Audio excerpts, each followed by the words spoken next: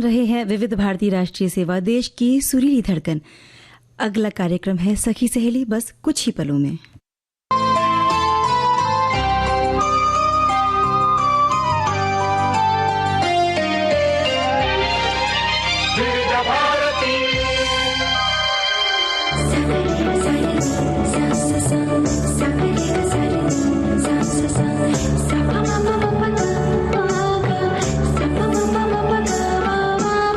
सखी सहेली।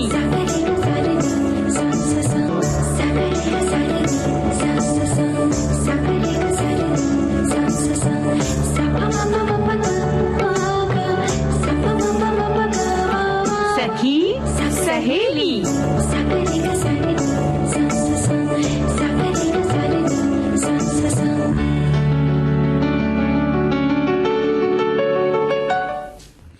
सखी सहेली सुनने वाली हमारी सभी सखियों को, सखाओं को, सभी श्रोताओं को और सोनाली आपको नमस्कार।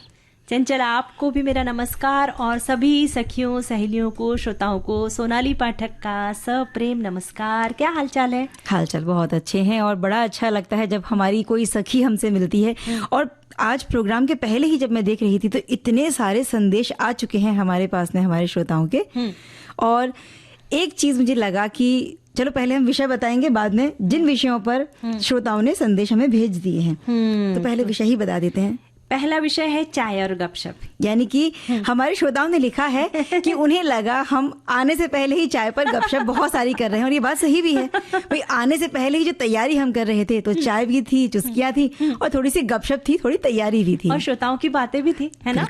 कि सारे श्रोता कितने प्यारे अंदाज में, कितने सुंदर तरीके से कमेंट्स लिखते हैं। हाँ। और इनकी लेखनी कितनी समृद्ध है कि 1 घंटे का टाइम होता है, उसमें कितने सुंदर सुंदर कमेंट्स लिख देते हैं। और हर किसी के कुछ बातों से जुड़े अपने अनुभव होते हैं, उन्हें भी वो अपने साथ साझा करते हैं। जैसे कि आज का जो विषय हमने लिया है कि घर में मरीज और मेहमानों का तांता, तो उनके साथ जो बीती है इस चीज को लेकर कि घर में कभी ऐसी कोई ऐसा कुछ हुआ उनके साथ में कि घर में मरीज है, मेहमानों का तांता लगा हुआ है, या किस तरह से उन्होंने इन चीजों को इससे हैंडल किया, इसके बारे में लिखा है। समय के साथ हमें कैसे बदलाव लाना चाहिए। पुराने जमाने में ऐसा होता था कि घर में अगर कोई परेशान है, बीमार है, तो लोग मिलने जाते ही थे। पर समय के हिसाब से, समय के अंदाज से अब हमें अपने आप में बदलाव लाना चाहिए कि भाई अभी हमें मैसेज की सुविधा है, हम मैसेज कर सकते हैं। अगर हो सके तो आप ही घर से उन्हें टिफिन ले जाकर दे सकते हैं। ऐसी बहुत सी बातें हैं, तो समय के अनुसार हमें खुद को बदलना चाहिए। बिल्कुल, वहाँ चाय पर गपशप करने नहीं बैठना है। अगर आप मरीज को देखने जा रहे हैं तो बस थोड़ा सा समय निकालकर, और अगर कुछ बहुत आपातकालीन घटना ऐसी हुई है उनके साथ में, तो सिर्फ उनको सांत्वना देने जाना है या सिर्फ एक मरीज का हाल चाल पूछने जाना है, उतने तक ही सीमित रखिए उस चीज को। वहां चाय पर गपशप नहीं होनी है। और जब गपशप होती है तो कहानियों का भी जिक्र चलता है। तो आज का दिन कहानी का ही है भाई। कौन सी कहानी सुनेंगे आज हम? आज एक्ट्रेस का हम भाग 1 सुनने वाले हैं, कथा सुधा के अंतर्गत। और व्यंजन और खाते पीते सारी बातें होती है तो भाई व्यंजन भी बनेंगे। और जब चाय की बात होती है ना, चाय के साथ में कुछ कचौड़ी हो, पकौड़े हो तो बड़ा मजा आता है। तो चाय पूरी हो जाती है। हाँ। और राजस्थान के व्यंजन क्योंकि इन दिनों श्रृंखला में चल रही हैं, तो राजस्थान का एक बड़ा अच्छा स्नैक है जिसे हम कई बार पूरे कह सकते हैं कि लंच का भी वो काम करता है, आपको पूरी भूख खत्म कर देता है। लेकिन मेहमान जब आते हैं तो उनको भी परोसी जाती है। लेकिन आप घर में बनाइए इसे, तो ये है प्याज की कचौरी। हमारी जिन सखियों को बनानी आती है वो जरूर इसकी रेसिपी हमारे साथ साझा करें। और इसके साथ में कुछ मीठा हो जाए तो कैसा है? बहुत सुंदर, जालीदार और रसीला सा, ऊपर से अगर रबड़ी भी डाल दी जाए तो और भी इसके स्वाद में 4 चांद लग जाते हैं। भाई तुम मीठी मीठी सी बातें कर रही हो तो मेरा मन कर रहा है गाना भी मीठा। गाया था मोहम्मद रफी और आशा भोसले ने। और अब कथा सुधा का वक्त आ चुका है, तो कहानी एक्ट्रेस का भाग 1 सुनते हैं।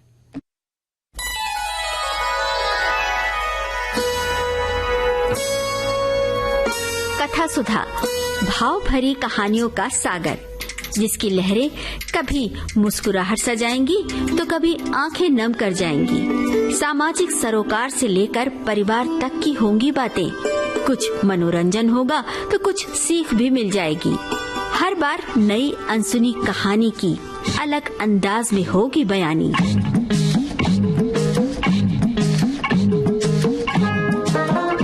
कहानी की मौलिकता बनाए रखते हुए श्रोताओं के लिए कार्यक्रम रोचक और सुगम हो, इसलिए कहानी में थोड़े बहुत बदलाव किए गए हैं। आशा है आपको कथा सुधा में डूबना अच्छा लगेगा। कथा सुधा में आइए आज सुनते हैं मुंशी प्रेमचंद की कहानी एक्ट्रेस। आज प्रस्तुत है इस कहानी का पहला भाग।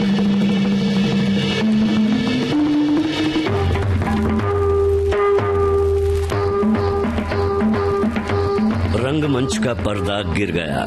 तारा देवी ने शकुंतला का पार्ट खेलकर दर्शकों को मुग्ध कर दिया था।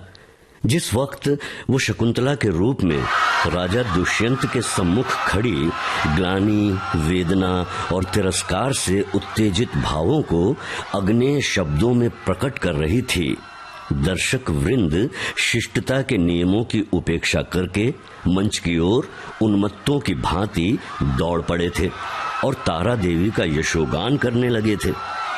कितने ही तो स्टेज पर चढ़ गए और तारा देवी के चरणों पर गिर पड़े। सारा स्टेज फूलों से पट गया। आभूषणों की वर्षा होने लगी। यदि उसी क्षण मेनका का विमान नीचे आकर उसे उड़ा न ले जाता तो कदाचित उस धक्कम धक्के में 10-5 आदमियों की जान पर बन जाती।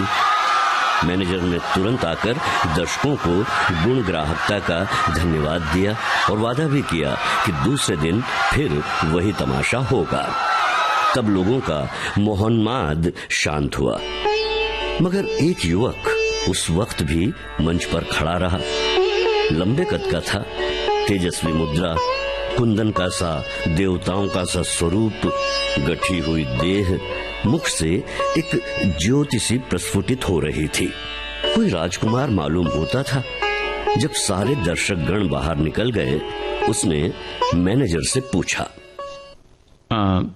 सुनिए, क्या तारा देवी से एक क्षण के लिए मिल सकता हूं? देखिए, हमारे यहाँ ऐसा नियम नहीं है, आप उनसे नहीं मिल सकते। तो क्या आप मेरा कोई पत्र उसके पास भेज सकते हैं? जी नहीं, क्षमा कीजिएगा, ये हमारे नियमों के विरुद्ध है। युवक ने और कुछ न कहा। निराश होकर स्टेज के नीचे उतर पड़ा और बाहर जाना ही चाहता था कि मैनेजर ने पूछा, जरा ठहर जाइए, आपका कार्ड? युवक ने जेब से कागज का एक टुकड़ा निकालकर कुछ लिखा और दे दिया। मैनेजर ने पुर्जे को उड़ती हुई निगाह से देखा। कुंवर निर्मल कांत चौधरी, OBE। मैनेजर की कठोर मुद्रा कोमल हो गई। कुंवर निर्मल कांत शहर के सबसे बड़े रईस और तालुकेदार, साहित्य के उज्जवल रत्न, संगीत के सिद्ध हस्त आचार्य, उच्च कोटि के विद्वान, 8-10 लाख सालाना के नफेदार, जिनके दान से देश की कितनी ही संस्थाएं चलती थी, इस समय एक शूद्र प्रार्थी के रूप में खड़े थे। मैनेजर अपने उपेक्षा भाव पर लज्जित हो गया। विनम्र शब्दों में बोला, कुंवर निर्मल कुमार, क्षमा कीजिएगा, मुझसे बड़ा अपराध हुआ। मैं अभी तारा देवी के पास हुजूर का कार्ड लिए जाता हूँ। जी नहीं, अब रहने ही दीजिए। मैं कल 5 बजे आऊंगा। इस समय तारा देवी को कष्ट होगा, ये उनके विश्राम का समय है। मुझे विश्वास है कि वह आपकी खातिर इतना कष्ट सहर्ष सह लेंगी। मैं 1 मिनट में आता हूँ। किंतु कुंवर साहब अपना परिचय देने के बाद अपनी आतुरता पर संयम का पर्दा डालने के लिए विवश थे। मैनेजर को सज्जनता का धन्यवाद दिया और कल आने का वादा करके चले गए। तारा एक साफ सुथरे और सजे हुए कमरे में मेज के सामने किसी विचार में मग्न बैठी थी। रात का वो दृश्य उसकी आंखों के सामने नाच रहा था। ऐसे दिन जीवन में क्या बार बार आते हैं। कितने ही लोग मेरे दर्शनों के लिए विकल हो रहे हैं। बस एक दूसरे पर फाट पड़ते हैं मानो। ओहो, कितनों को तो मैंने पैरों से ठुकरा दिया। हाँ, ठुकरा दिया।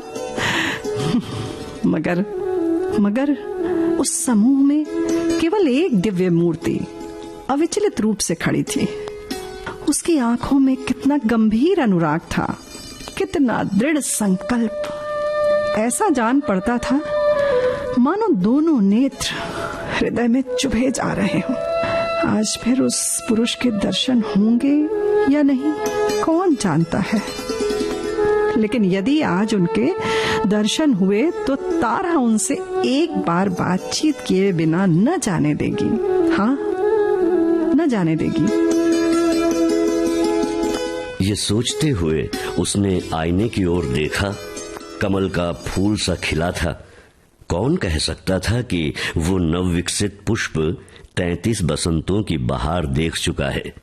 वो कांति, वो कोमलता, वो चपलता, वो माधुर्य किसी नव यौवना को लज्जित कर सकता था। तारा एक बार फिर हृदय में प्रेम दीपक जला बैठी। आज से 20 साल पहले एक बार उसको प्रेम का कटु अनुभव हुआ था। तब से वो एक प्रकार का वैधव्य जीवन व्यतीत करती रही। कितने प्रेमियों ने अपना हृदय उसको भेंट करना चाहा था, पर उसने किसी की ओर आंख उठाकर भी न देखा था। उसे उनके प्रेम में कपट की गंध आती थी। मगर आज उसका संयम उसके हाथ से निकल गया। एक बार फिर आज उसे हृदय में उसी मधुर वेदना का अनुभव हुआ जो 20 साल पहले हुआ था। एक पुरुष का सौम्य स्वरूप उसकी आंखों में बस गया, हृदय पट पर खिंच गया। उसे वो किसी तरह भूल न सकती थी। उसी पुरुष को उसने मोटर पर जाते हुए देखा होता तो कदाचित उधर ध्यान भी न करती, पर उसे अपने सम्मुख प्रेम का उपहार हाथ में लिए देखकर वो स्थिर न रह सकी। सहसा दाई ने आकर कहा, बाई जी, रात की सब चीजें रखी हुई हैं, कहिए तो लाऊं? नहीं, मेरे पास चीजें लाने की जरूरत नहीं। मगर ठहरो, क्या क्या चीजें हैं? एक ढेर का ढेर तो लगा है बाई जी, कहाँ तक गिनाऊं? अशरफियां हैं, बाल के पिन, बटन, लॉकेट, अंगूठियां, सभी तो है। एक छोटे से डिब्बे में एक सुंदर सा हार भी है। मैंने आज तक वैसा हार नहीं देखा, सब संदूक में रख दिया है।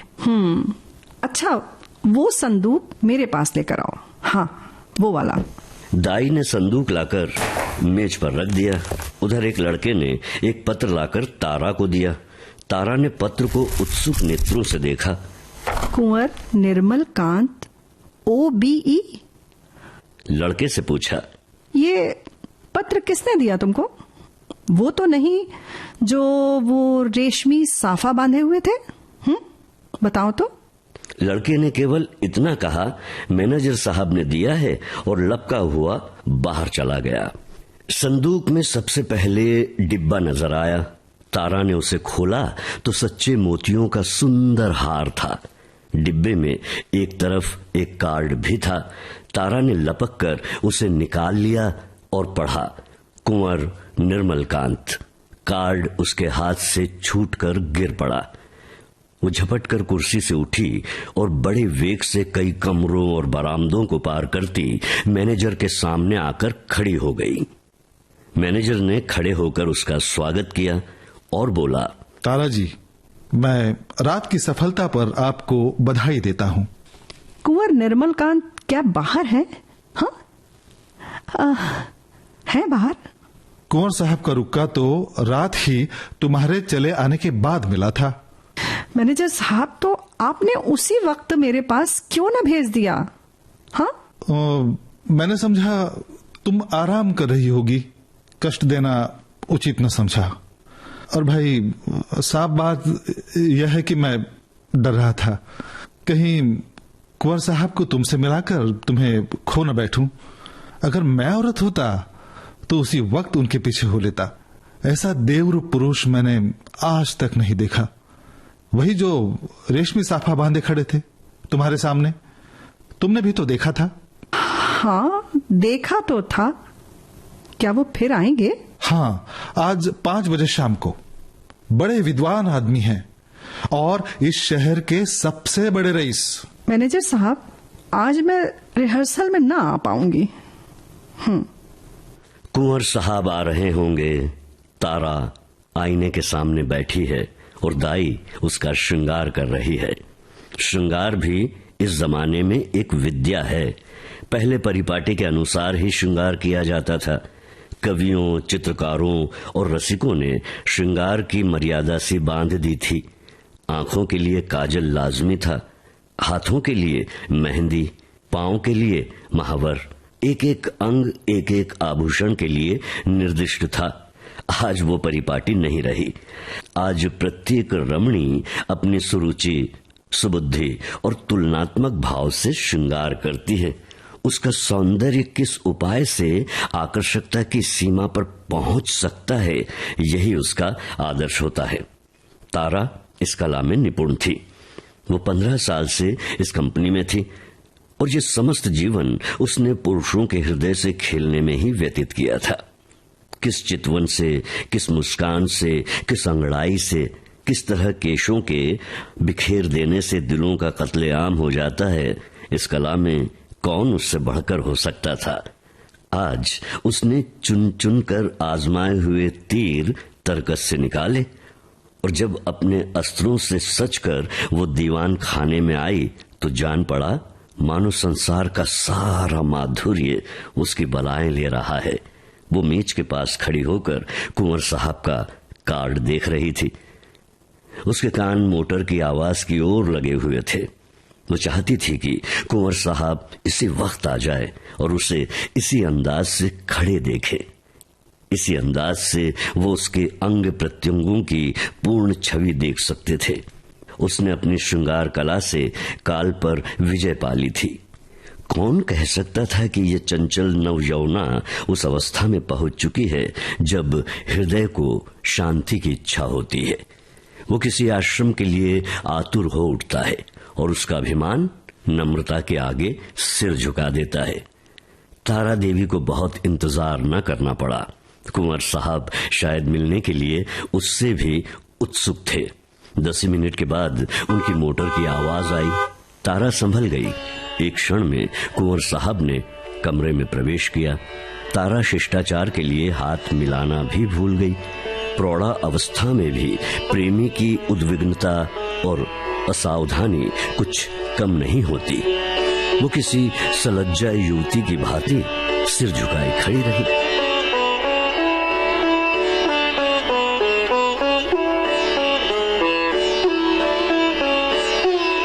कथा सुधा में आप सुन रहे थे मुंशी प्रेमचंद की कहानी एक्ट्रेस।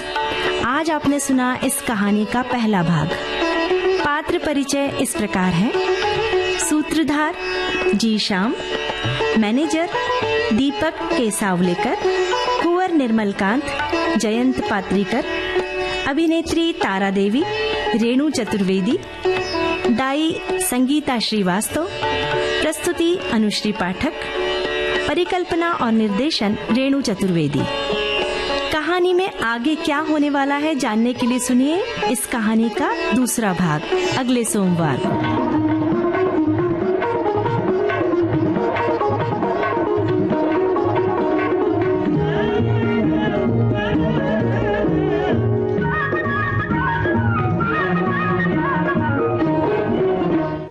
हम उम्मीद करते हैं हमारे श्रोताओं को ये कहानी जरूर पसंद आई होगी और अगले भाग का हम सभी को इंतजार रहेगा। बिल्कुल, जब कोई कहानी अधूरी सी रह जाती है ना तो मन में एक उत्सुकता बनी रहती है आगे जानने की।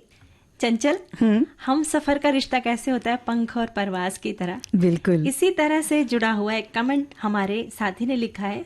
ये कहते हैं कि चाय वैसे मेरी बहुत पसंदीदा पेय है। अगर ऑफिस में मेरे साथ किसी या रिश्तेदार की मीटिंग हो या स्वयं किसी से मिलने जाओ तो मेरी तरफ से पहला वाक्य होता है कि चाय पिएंगे, इससे अपनत्व का एहसास होता है और नतीजा भी अच्छा निकलता है।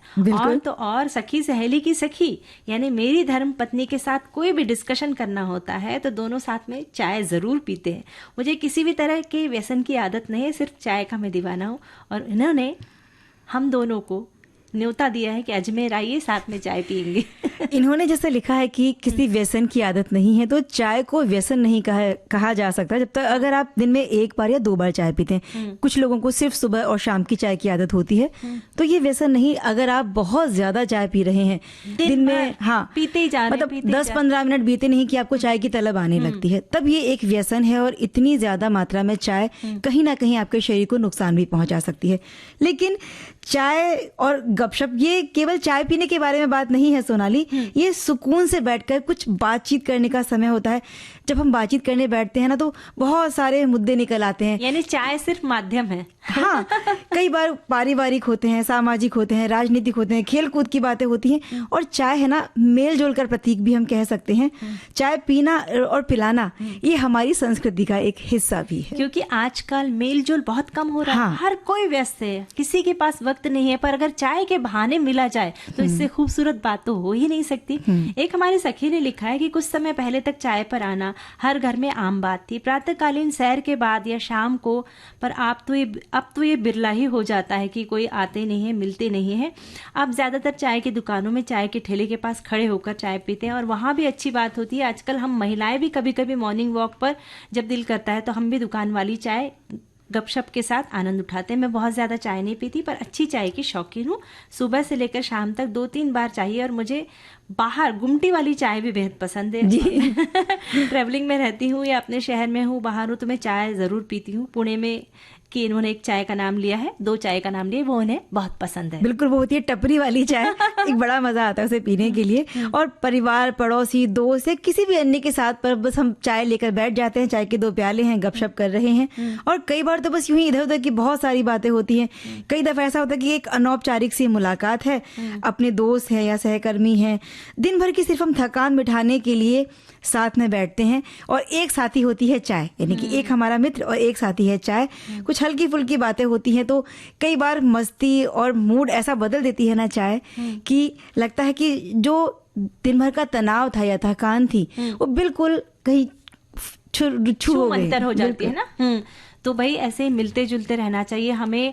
एक दूसरे से मिलते जुलते जब रहते हैं ना तो दिल में जो है ना कुछ ऐसी गांठ नहीं होती। कभी कभी ऐसा होता है ना, कभी मनमुटाव हो भी जाता है, पर अगर हम मिलजुल के नहीं रहे ना तो वो मनमुटाव जो है गांठ हमेशा गांठ ही बनकर रहेगी। अगर हम मिलते जुलते रहे तो दिल की गांठ खोल सकते हैं। बिल्कुल। और इस समय एक छोटे से अंतराल का समय हो चुका है। अंतराल के बाद हम फिर हाजिर होंगे।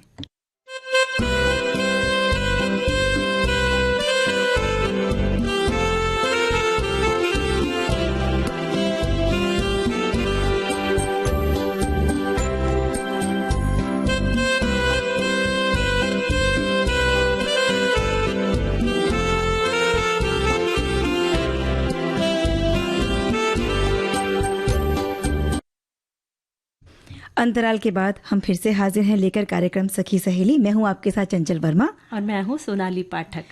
तो देखिए, बड़ा अच्छा सा एक कमेंट चाय को लेकर हमारे श्रोता लिखते हैं। शाम का वक्त था, आंगन में हल्की ठंडी हवा चल रही थी, चूल्हे पर चाय चढ़ी थी और जैसे ही उबाल आया उसकी खुशबू पूरे घर में फैल गई। मैंने 2 कप बनाए, एक अपने लिए, एक उनके लिए। वो हमेशा की तरह देर से आया और आते ही बोला, चाय तैयार है या बस खुशबू ही पिलाते रहते हो? हाँ, क्या बात है। हम दोनों हंस पड़े। चारपाई पर बैठकर चाय के घूंट शुरू हुए और साथ में गपशप भी। पहले तो बात मौसम की चली, फिर धीरे धीरे पुरानी यादों का पिटारा खुल गया। कुछ स्कूल के किस्से, मोहल्ले की शरारतें और बेवजह की हंसी, सब वापस आ गया जैसे कहीं गया ही ना हो। क्या बात है, बहुत सुंदर बातें हैं कि चाय और गपशप, इसका तो मजा ही अलग होता है। अक्सर परिवार में, दोस्तों में और रिश्तेदारों में चाय के समय बैठकर घंटों गपशप की जाती है। चाय पीते हैं, इधर उधर की बातें, अपना दिल खोल कर रखते हैं और कई बार तो अपने दोस्तों की, मित्रों की, परिवार की बुराई भी हम करते हैं। कुछ छोटे छोटे से पलों को याद करते हैं। ऐसा होता है कि चाय का वक्त जो होता है, चाय पीते वक्त घर का नज़ारा ही ऐसा होता है कि पूरी दुनिया ही गपशप में बदल जाती है। और इन बातों में कई बार कुछ शिकायतें होती हैं जो मिली होती हैं इन बातों में। इससे रिश्ते मजबूत होते हैं और बहुत ज़्यादा मज़ा भी आता है। तो ये बात सही है, जब आप अपना दिल खोलकर किसी के सामने रखते हैं तो बिल्कुल जो औजारों से दिल खोलने की जो बारी है वो नहीं आती है। कहने का अर्थ यही है कि दिल में दबी हुई बहुत सारी बातें होती हैं ना, वो एक घुटन का रूप ले लेती हैं, तनाव का रूप ले लेती हैं। तो कई बार आपके मित्र हैं, परिवार में कोई हैं, तो उनके साथ अपना दिल खोलकर बात जरूर कीजिए। और ये चाय का जो बहाना है ये बहुत अच्छा है, ढूंढते रहिए। एक हमारे साथी ने लिखा है कि मेरे हाथ की बनी चाय पीने के लिए सभी को निमंत्रण है, जिसमें खास मसाला लेमन ग्रास जो मेरे घर के गार्डन में ही उगता है, पुदीना, अदरक पड़ता है, जो मार्केट से लाता हूँ। पत्नी श्री तो यहाँ तक कहती है कि अब चाय की दुकान लगाओ, चाय बगैर गपशप नहीं की जाती। क्या बात है। और एक अन्य संदेश में हमारे श्रोताओं ने जो बात लिखी है वो कुछ इस तरह से है कि बिना गपशप के चाय फीकी लगती है। यानी कि अगर आपको शक्कर की जरूरत नहीं है तो गपशप से काम चल जाएगा। और आगे उन्होंने लिखा है कि बिना चाय के गपशप भी अधूरी लगती है। चाय माहौल बनाती है, गपशप उसे और जीवंत कर देती है। चाय केवल एक पेय नहीं बल्कि लोगों के साथ बैठने और जुड़ने का अवसर देती है। जब लोग चाय के साथ बैठते हैं तो माहौल हल्का और सहज हो जाता है, जिससे बातचीत अपने आप ही शुरू हो जाती है। और बातचीत करते हुए तो कई बार विवाह के रिश्ते तक पक्के हो जाते हैं, बरसों से अटके काम पूरे हो जाते हैं। और भाई एक जो भी समय है उसे रोचक और आनंददायक बना देती है चाय। सचमुच ये इन सब चीज़ों की ना चंचल बहुत ज़रूरत है। नहीं तो क्या हो रहा है आजकल इस मोबाइल की दुनिया में हम ऐसे खो गए हैं कि हमें किसी की ज़रूरत नहीं है। पहले हम कहीं बाहर जाते थे और हमें रास्ता नहीं मिलता था तो हम गाड़ी रोक कर किसी से रास्ता पूछते थे। अब हमारे पास में मैप है तो हम मैप में देख के पहुंच जाते हैं। हमें किसी चीज की किसी की जरूरत ही नहीं है। हम फोटो भी लेने के लिए पहले किसी को रोक कर कहते थे हमारी फोटो खींच दीजिए, अब हम सेल्फी के माध्यम से फोटो लेते हैं। पर चाय एक ऐसा माध्यम है जिसके बहाने हम मिलते जुलते हैं, तो चाय के माध्यम से ही हमें मिलते जुलते रहना चाहिए। एक और संदेश में पढ़कर सुनाती हूँ। इसमें हमारे श्रोता लिखते हैं कि चाय का वक्त ही ऐसा होता है कि घर में कोई भी दोस्त आ जाए और किसी से हम कहें कि चाय पी लीजिए तो गपशप के साथ एक बहुत अच्छा रिश्ता उनके साथ बन जाता है। खुशी में चाय पीते हैं, धीरे धीरे गपशप का मोड़ ले लेती हैं बातें। और चाय पीने से गपशप का कुछ ऐसा नशा हो जाता है कि कई बार बड़ी बड़ी डींगे हाँ के बिना भी नहीं रहा जाता। और दूसरों के बारे में क्या कहें, खुद भी इस तरह के माहौल में हम ढल जाते हैं कि मैं भी डींगे हाँ के बिना नहीं रहता। और मन में कई बार ऐसे विचार आते हैं। तो इस तरह से अकेले में चाय पीना कभी भी अच्छा नहीं लगता।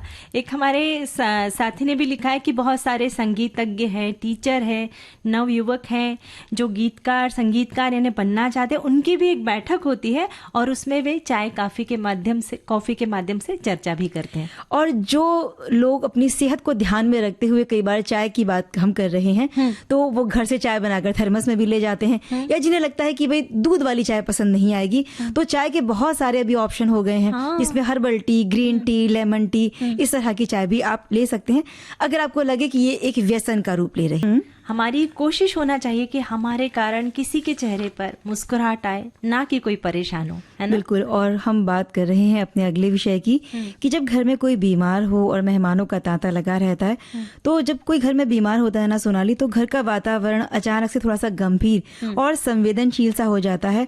और परिवार के सदस्य भी अपनी जो आम जो उनकी दिनचर्या होती है उसे छोड़कर एक जो रोगी है या जिसे देखभाल की समय जरूरत है बस उसी के आगे पीछे लगे रहते हैं। और ऐसे में जरूरत होती है थोड़ी सी शांति, स्वच्छता, नियमित देखभाल और थोड़े से मानसिक संतुलन की। हमारे एक सखी ने लिखा है कि मेरे पति का हार्ट का ऑपरेशन हुआ था, हम बहुत परेशान थे, लेकिन अब कैसी तबीयत है पूछने वालों का सुबह से ही आना शुरू होता था तो देर रात तक चलता रहता था। कैसे सब कुछ कैसे करे, सच में बहुत मुश्किल होती है। सभी से विनम्र निवेदन है कि जब तक एकदम ज़रूरत ना हो तो फ़ोन भी ना करे और बस हालचाल पूछ लिया करे। यानी मैसेज करके पूछ सकते हैं, फ़ोन से भी परेशान हो जाते हैं कि बस ऐसा लगा कि मैं रात भर नींद नहीं हो पाई, मरीज़ के साथ बैठे रहे, उन्हें तकलीफ हो रही थी तो घर वाले जो वो भी जागते हैं और फिर दिन में ऐसा लगता है चलो ये हमारे घर के जो पेशेंट है ये सोए हैं तो मैं भी थोड़ी देर सो जाऊं, और उतने में फोन की अगर घंटी बज जाती तो हमारी नींद में खलल पड़ जाता है। सोनाली, एक बात ये भी होती है कि जो जितने फोन आते हैं, जो लोग घर पर मिलने आते हैं मरीज के बहाने, वो हर एक को क्या हुआ था, कैसे हुआ था, कब हुआ, हाँ, तो वो सारी जो कहानी है वो शुरू से लेके अंत तक बार बार सुनाते बताते। कई बार वो कहते हैं कि अगर कुछ घटना ऐसी हुई है तो वो दृश्य बार बार कई बार हमारी आंखों के सामने आता है। तो इतने असंवेदनशील ना बने जो देखने आते हैं कि उस घटना स्थल पर बार बार उनको लेकर जाया जाए, या अगर कोई बहुत बड़ी बीमारी या ऑपरेशन से कोई बाहर निकल कर आया है तो बार बार हम उन्हें वही दृश्य दिखाने पर मजबूर कर देते हैं, बातें पूछ पूछ कर, जबकि हमें भुलाना चाहिए वो सब चीजें, है ना। और ये जो ऐसा भी नहीं है कि लोग ऐसे ना सोचेंगे कि भाई ये तो संवेदनशील ही नहीं, उन्होंने फोन भी नहीं किया, क्योंकि आजकल सब समझते हैं, सब जानते हैं। तो जो पुराना तरीका है वो हमें थोड़ा सा भुलाना चाहिए। हमारे हाँ चलिए, संदेश हम दोनों के ही पास है, हम दोनों पढ़ने को लाए थे। बताइए क्या लिखा है संदेश में। एक साथी ने लिखा है कि मरीजों के लिए कुछ सहायता के लिए आते हैं तो कोई बात नहीं, पर कुछ लोग केवल एक अपना कर्तव्य समझकर या एक खाना पूरी के लिए आते हैं, बेमतलब की बातें करते हैं और चाय पीकर चले जाते हैं, बेमतलब की सलाह और मशवरा देकर चले जाते हैं, तीमारदार थक जाते हैं, घर वाले भी थक जाते हैं। बिल्कुल, ये ऐसा होता है कि लगता है कि अरे हम नहीं गए उनको देखने के लिए तो हमारे बारे में अलग अलग बातें बनाई जाएंगी। तो ये बिल्कुल ना सोचें, आपको समय नहीं है, सिर्फ एक दिखावे के लिए आप जा रहे हैं तो ऐसा कतई ना करें। जो मरीज है वो भी परेशान होगा और जो उसकी देखभाल कर रहे हैं परिवारजन वो भी परेशान होंगे। इसी तरह से एक संदेश है कि 7 महीने पहले मेरा बाईपास ऑपरेशन हुआ, ये हमारे श्रोता मित्र लिख रहे हैं।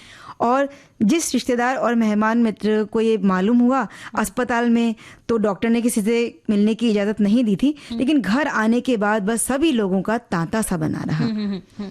तो अगर किसी के दिल का ऑपरेशन हुआ है तो इस समय वो बहुत कमजोर स्थिति में है, तो जाकर कई बार तो हम सोए हुए को उठाकर भी पूछते हैं कि भाई क्या हुआ। ऐसा बिल्कुल नहीं करना चाहिए। एक हमारे साथी ने लिखा है कि संक्रमण का खतरा बना रहता है। हाँ। कि जब वो पेशेंट होते हैं ना तो उनका शरीर पहले से वीक हो चुका होता है, तो ऐसे में क्या होता है, अगर आपको सर्दी जुकाम है या फिर कुछ ऐसी तकलीफ है जिससे उन्हें और ना तकलीफ हो जाए, तो ऐसे वक्त तो बिल्कुल भी जाना नहीं है। नहीं तो कुछ लोग क्या करते हैं कि जानबूझकर यानी चले जाते हैं कि उन्हें ध्यान ही नहीं रहता इस बात का कि अरे क्या है, सर्दी तो है पर सर्दी भी बहुत जानलेवा हो सकती है, तो इस बात का हमें बहुत ध्यान रखना चाहिए। आपने क्योंकि संक्रमण की बात की तो हम बात कर रहे हैं मरीज के बारे में, लेकिन कई बार जब घर में कोई गर्भवती स्त्री है, उसका प्रसव हुआ है, तो उस नए बालक को, बच्चे को देखने के लिए या उस प्रसूता से मिलने के लिए भी बहुत सारे मेहमान आते हैं। और यहाँ वो उस छोटे बच्चे को या उस जिसका प्रसव हुआ उस स्त्री के बारे में वो सोचते ही नहीं कि संक्रमण उन्हें भी लग सकता है। उन्हें उस बच्चे को गोद में उठाने का चाव रहता है। वो किस स्थिति से निकल कर आए हैं इसके बारे में भी सोचना चाहिए। जिस तरह से आपको मरीज के बारे में ख्याल रखना है, तो एक जो नव प्रसूता स्त्री है उसका भी ख्याल रखना है और नवजात शिशु का भी। एक हमारे साथी लिखते हैं, बात कड़वी है पर सच्चाई ये है कि मरीज का असली शुभ चिंतक वही होता है जो अस्पताल में साथ दे, मरीज के साथ रात गुजारे। बाकी जो घर आकर शुभ चिंतकी दर्शाते हैं वो महज एक औपचारिकता मात्र होती है। वैसे भी घर के मरीज के कारण घर के अन्य सदस्य मानसिक और शारीरिक रूप से अस्वस्थ तो हो ही जाते हैं, उस पर ऐसे मेहमानों का असमय आना घर के सदस्यों के साथ साथ उस मरीज को भी मानसिक रूप से अस्वस्थ कर देते हैं, जिसे संपूर्ण रूप से आराम की जरूरत होती है। हर आने वाले मेहमान का एक ही सवाल, कैसे हुआ, कब से हुआ, आराम है कि नहीं, इतने सवालों के जवाब देते देते ऊब जाना, जिसके कारण मरीज की जिस तरह से देखभाल होनी चाहिए उस तरह से नहीं हो पाती है। एक हमारे साथी ने भी ये लिखा है कि मेरे पिता के पैर का, घुटने का ऑपरेशन हुआ था और बस लोगों का इतना तांता लग गया कि मैं अपने पिता की सेवा भी ठीक से नहीं कर पाता था। उनकी एक्सरसाइज जो करवाना पड़ता है, घुटने के ऑपरेशन के बाद में एक्सरसाइज मस्ट होती है, तो एक्सरसाइज भी नहीं करवा पाता था। तो इस तरह से मैं परेशान हो गया था। तो ऐसा भी, इतना भी मेल जोल या आना जाना ठीक नहीं है। लेकिन एक गाना सुनवाना ठीक है? ठीक है। बिल्कुल। साथी लिखते हैं कि बीमारी पहले ही जेब पर भारी पड़ जाती है और मेहमानों का तांता लगने से खान पान और अन्य खर्च बढ़ जाते हैं, जिससे परिवार पर अनावश्यक वित्तीय दबाव आता है। यदि आने वाले मेहमान समझदार हो और काम में हाथ बटाए या सकारात्मक माहौल बनाए तो ये मरीज के लिए मनोबल बढ़ाने वाला भी हो सकता है। लेकिन तांता शब्द नकारात्मकता की ओर अधिक संकेत करता है, जहाँ भीड़ सहायता से ज्यादा समस्या पैदा करती है। साथ ही एक साथी लिखते हैं, घर में मरीज और मेहमानों का तांता एक ऐसी स्थिति का वर्णन करता है जहाँ घर के सदस्य पहले से ही बीमारी और परेशानी से जूझ रहे हो और ऊपर से मेहमानों का लगातार आना जाना लगा रहेगा। ऐसी स्थिति की किसी भी परिवार के लिए एक अग्नि परीक्षा के समान होती है। तो हमारे जो सुनने वाले हैं वो बहुत समझदार हैं, क्योंकि उन्होंने आप बीती अपनी बताई है और वो खुद इस बातों को मान रहे हैं कि ये जो व्यवहार है, जो कई बार सिर्फ कर्तव्य निभाने आते हैं या बहुत देर बैठ जाते हैं, उस परिवार को और परेशानियों में डाल रहे हैं। ये बहुत असंवेदनशील व्यवहार होता है। तो बिल्कुल सभी को इस बात का ध्यान रखना है। और अब मुझे लगता है कि हम कुछ अच्छी अच्छी सी रेसिपी बता दें हमारे श्रोताओं। उससे पहले मैं एक कमेंट पढ़ना चाहूंगी। तो बिल्कुल पढ़िए। एक हमारे साथी लिखते हैं कि उन्होंने हमारा नाम लिखा और साथ ही हमारी प्रस्तुतकर्ता अनुश्री मैडम को भी धन्यवाद कहा है कि आपके इस कार्यक्रम और संगीत बहुत अच्छी बातें हम सभी को प्राप्त होती है। आप सभी सखी सहेली को बहुत बहुत आभार और आज के जो विषय है वो हमें बहुत अच्छे लगे हैं।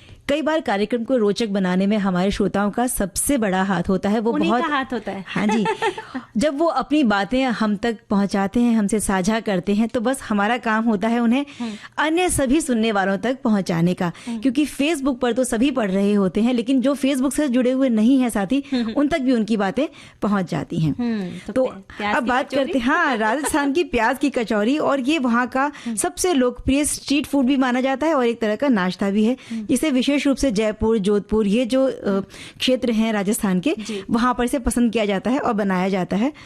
और इसमें मैदे की बाहरी परत होती है, ऐसा हमारे साथी लिखकर बता रहे हैं, और बहुत खस्ता और क्रंची ये होती है। इसके अंदर प्याज, उबले आलू, बेसन और राजस्थानी कुछ मसाले हैं जिनमें खास तौर पर सौंफ, धनिया, हींग ये भरे जाते हैं।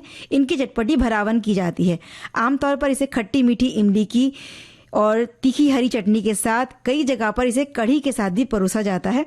और जयपुर अपनी प्याज की कचौरी के लिए विशेष रूप से जाना जाता है। और अब भी मीठी मीठी जो है मिठाई जो है घेवर, ये एक राजस्थान की प्रसिद्ध मिठाई है, जिसे मैदा, घी और दूध के पतले घोल को गर्म घी में डालकर जालीदार बनाया जाता है। इसे चाशनी और रबड़ी के साथ परोसा जाता है। घी और बर्फ को फेंटकर स्मूथ क्रीम बनाकर फिर मैदा और ठंडा पानी या दूध मिलाकर पतला घोल तैयार किया जाता है। इसके लिए सामग्री है 1 कप मैदा, 1/4 कप पिघला हुआ घी, बर्फ के टुकड़े 3-4 ठंडा पानी या दूध आवश्यकता अनुसार, नींबू का रस 1 चम्मच, घी तेल तलने के लिए, और चाशनी 1 तार की, रबड़ी और ड्राई फ्रूट्स गार्निश के लिए। और जैसे कि इसमें बताया गया है ना कि आप ठंडा पानी या दूध कुछ भी ले सकते हैं। अगर दूध के साथ उस घोल को बनाएंगे तो वो और ज्यादा थोड़ा सा नरम, मुलायम और खाने में एकदम कहते हैं कि माउथ मेल्टिंग जो होती है चीजें, उस तरह का बनेगा। तो घेवर का बैटर तैयार करना है। बर्तन में घी और बर्फ के टुकड़े डालकर अच्छे से फेंटना है जब तक वो सफेद ना हो जाए। उसके बाद में बर्फ हटा देना है। फिर मैदा, दूध और थोड़ा थोड़ा करके ठंडा पानी डालते जाना है। घोल एकदम भी पतला नहीं होना चाहिए। उसमें नींबू का रस मिलाकर इसे छान ले। घी गरम करे, कढ़ाई में घी को तेज आंच पर धुआं निकलने पर गर्म करे। अब इसमें घेवर जो है बीच बीच में थोड़ा थोड़ा डालकर बैटर डाले, और झाग जब शांत हो जाए फिर ऐसी ये प्रक्रिया 10 से 12 बार दोहराना है, तब जालीदार घेवर बनेगा। और उसे निकालना है और सुनहरा होने के बाद में उसे चाशनी में डाल दे, और उसके बाद में उसके ऊपर रबड़ी डाल दे और पिस्ता और बादाम से सजाए। और ये बैटर जो हमेशा ठंडा होना चाहिए और घी बहुत गर्म होना चाहिए। ये ठंडा जो बताया गया है वो इसीलिए है क्योंकि जब एक गहरे बर्तन में बार बार हम उसे डालते हैं ना, तो जो छन छन करके आवाज आती है, जाली तैयार होती है। हाँ, पूरी जाली तैयार होती है। जब तक वो घोल ठंडा नहीं होगा तो वो जाली तैयार नहीं होगी। तो बताया गया जो तरीका है उससे बिल्कुल एक बार आप बना के देखिए, और ये घेवर बहुत ही शानदार लगते हैं। खासतौर पर जब रक्षाबंधन का समय आता है तो राजस्थान में हर बाजार पर ये सजे हुए नजर आते हैं। और सादा घेवर भी होते हैं, मलाई वाले घेवर भी होते हैं। कई बार कुछ लोग फीके घेवर भी लेकर आते हैं और घर पर खुद चाशनी में उनको भिगोकर फिर बनाते हैं। तो भाई मीठी मीठी बातों के साथ अगर मीठा गाना ना हो ना। और सोनाली पाठक को नमस्कार। सखी सहेली कार्यक्रम की प्रस्तुत करता है अनुश्री पाठक।